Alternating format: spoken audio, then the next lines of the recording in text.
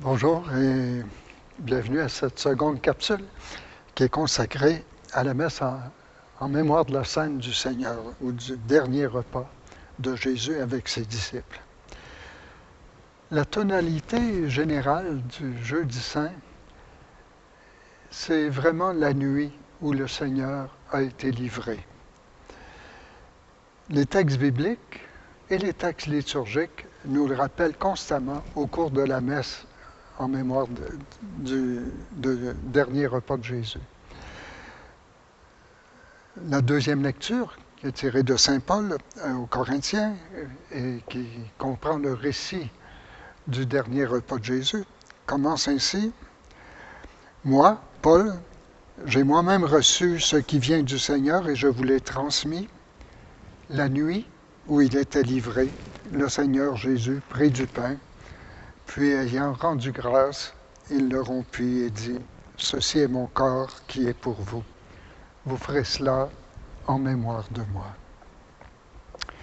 Et l'évangile de cette messe, c'est le très beau récit de Saint Jean sur le lavement des pieds. Et le texte commence ainsi.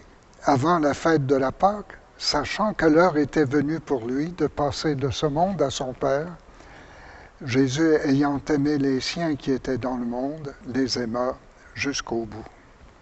On voit bien, par ces deux citations des textes du lectionnaire du Jeudi Saint, que le climat, le contexte, c'est vraiment la nuit où le Seigneur fut livré. Et cela est rappelé dans les textes liturgiques tout au long de la célébration de cette messe.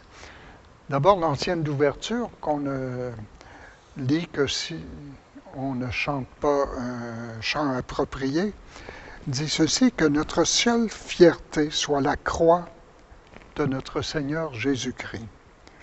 En lui, nous avons le salut, la vie et la résurrection. Par lui, nous sommes sauvés et délivrés. Donc, centré sur la croix du Christ, qui est la seule fierté des chrétiens.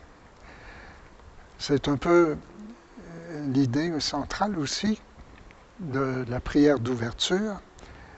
Tu nous appelles à célébrer la très sainte scène où ton Fils unique, avant de se livrer lui-même à la mort, a remis pour toujours à son Église le sacrifice nouveau.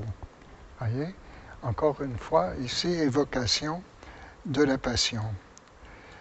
On retrouve cela également dans les insertions qu'on retrouve dans la prière eucharistique. Et il nous est rappelé que ce qui est célébré dans cette Eucharistie, c'est précisément la passion du Seigneur.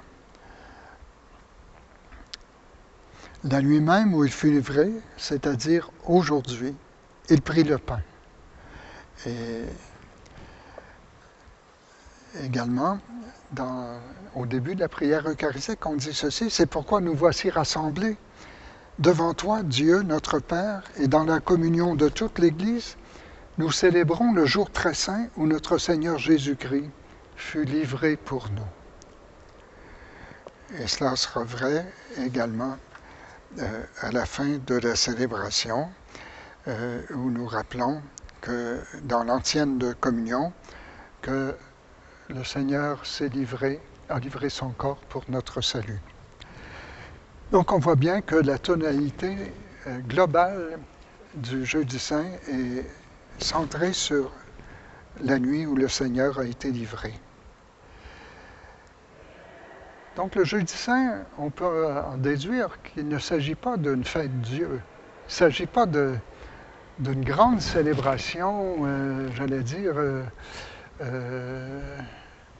extravagante. Non, c'est une célébration de nuit, c'est une célébration qui appelle l'intériorité. C'est une célébration également qui est importante parce que elle célèbre en quelque sorte comme le testament du Seigneur Jésus à ses disciples. Et deux gestes donc marquent cette célébration D'abord, le geste du lavement des pieds. C'est un exemple que je vous ai donné afin que vous aussi, vous fassiez comme j'ai fait, dit le Seigneur. Et donc, c'est l'héritage du commandement du Seigneur, de l'amour mutuel et du service les uns pour les autres. Et autre aspect testamentaire, l'Eucharistie, le sacrifice de la nouvelle alliance en mémoire de la passion, de la mort et de la résurrection du Seigneur.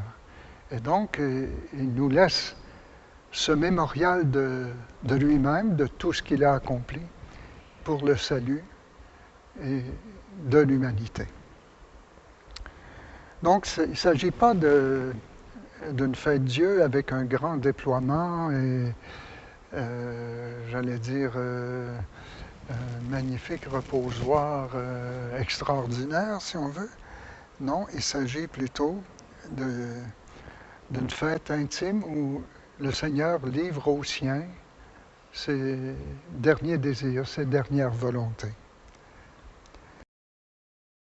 La couleur liturgique, c'est le blanc.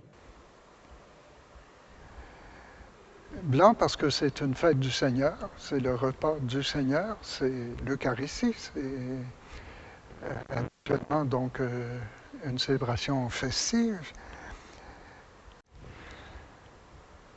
Enfin, comme je l'ai dit précédemment dans la première capsule, la célébration de Jeudi Saint ne se termine pas vraiment, n'est pas vraiment complétée, puisque l'Assemblée est suspendue.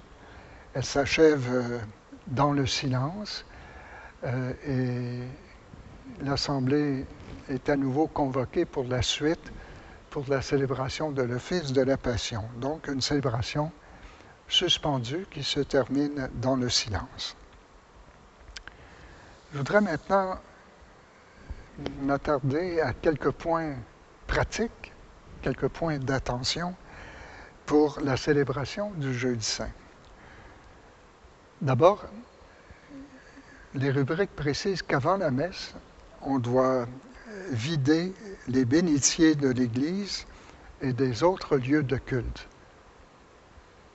Pourquoi? Eh bien, parce qu'on est toujours dans cette célébration en 3 temps, si vous voulez, et la bénédiction de l'eau viendra uniquement durant la veillée pascale. Et donc, nous sommes en attente aussi de l'eau nouvelle pour célébrer le mystère de Pâques. Au début de la célébration, le tabernacle doit être vide et la porte ouverte. La réserve antérieure à la messe du Jeudi Saint ont dû être portées à la sacristie dans un endroit adéquat pour recevoir la réserve eucharistique.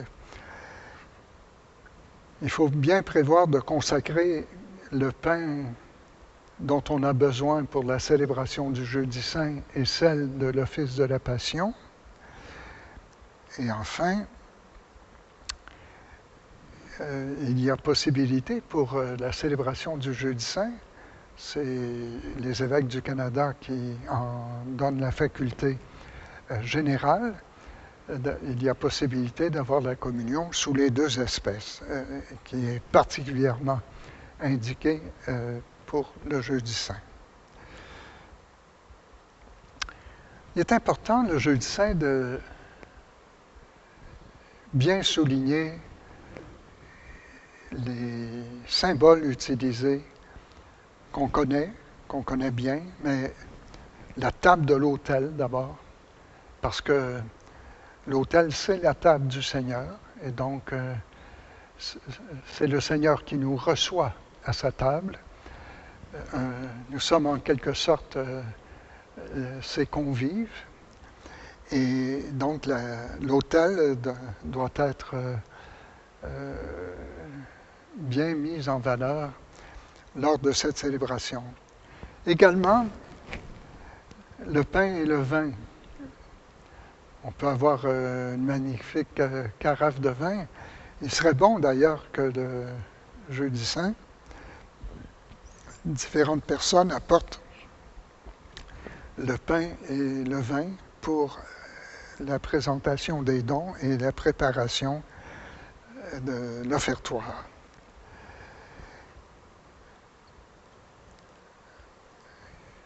Une chose qui est assez particulière, c'est le gloire à Dieu, le jeudi saint. Le gloire à Dieu, on mentionne qu'on doit sonner les cloches de l'Église durant tout le chant de l'hymne du gloire à Dieu. Ce qui peut être fait aussi pour que ce soit bien sensible dans l'Assemblée, c'est que vers la fin, on peut ouvrir les portes de l'Église pour que dans l'Église, on entende bien le son des cloches. Et aussi qu'on laisse le temps à la fin du gloire à Dieu, qu'on laisse le temps au chant des cloches de s'éteindre progressivement avant d'aborder la prière d'ouverture. Un autre élément symbolique important, bien sûr, c'est le lavement des pieds, si on le fait. Ce geste est libre, il est optionnel, mais lorsqu'il est bien préparé, bien réalisé, ça reste toujours un geste impressionnant, un geste qui nous remue en quelque sorte, de voir l'humilité du Seigneur qui se fait le serviteur de tous. Je dirais que si on fait le lavement des pieds, qu'on fasse le lavement des pieds et non pas autre chose, sinon on perd le lien entre le mémorial du jeudi saint et ce que nous célébrons dans l'office de la messe en mémoire de la Sainte.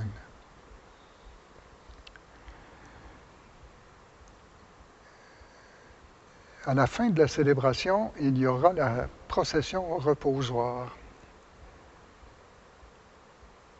Je disais tout à l'heure que ce n'est pas une fête Dieu, donc ce n'est pas le moment d'utiliser un ostensoir, non, c'est la réserve eucharistique voilée, cachée dans un ciboire qui est appelé à être recouvert par un voile. Et donc, il y a quelque chose de sobre dans le geste de la procession au reposoir. Et quand on arrive au reposoir, c'est la même chose. Il y a un hymne, un encensement, mais là aussi, on dépose la réserve dans le tabernacle et on ferme la porte.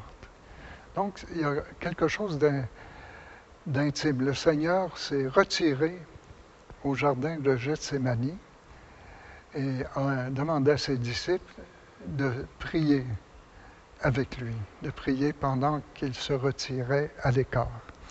Et donc, c'est un peu ce que nous faisons au reposoir. Nous veillons avec le Christ qui prie.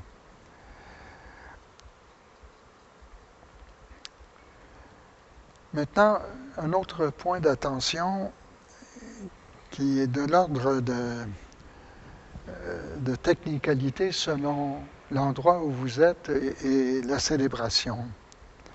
Si la célébration de la Passion du Seigneur n'a pas lieu dans la même église où vous avez célébré la messe en mémoire de la Sainte du Seigneur, et donc il n'était pas nécessaire de consacrer le pain eucharistique pour le vendredi. Alors, il n'y a pas lieu d'avoir un reposoir, ni de tabernacle, j'allais dire, on dépose simplement le ciboire dans le tabernacle de l'Église, un peu comme on le fait normalement. Mais il n'y a pas davantage de bénédiction et d'envoi à la fin de la célébration, mais plutôt rappeler aux fidèles qui sont convoqués pour poursuivre les célébrations du Triduum à telle église le lendemain, en rejoignant la communauté.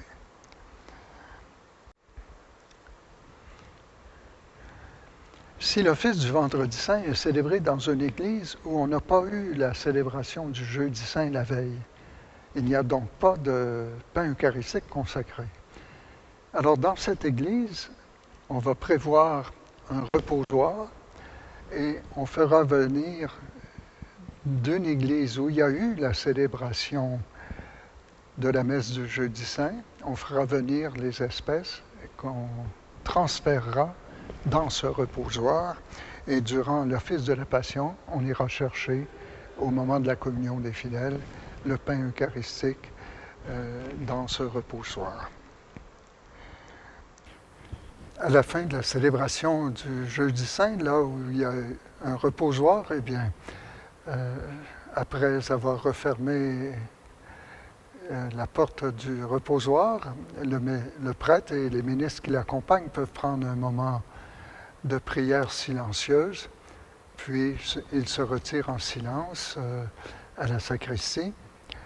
Et à ce moment-là, on peut dépouiller l'autel,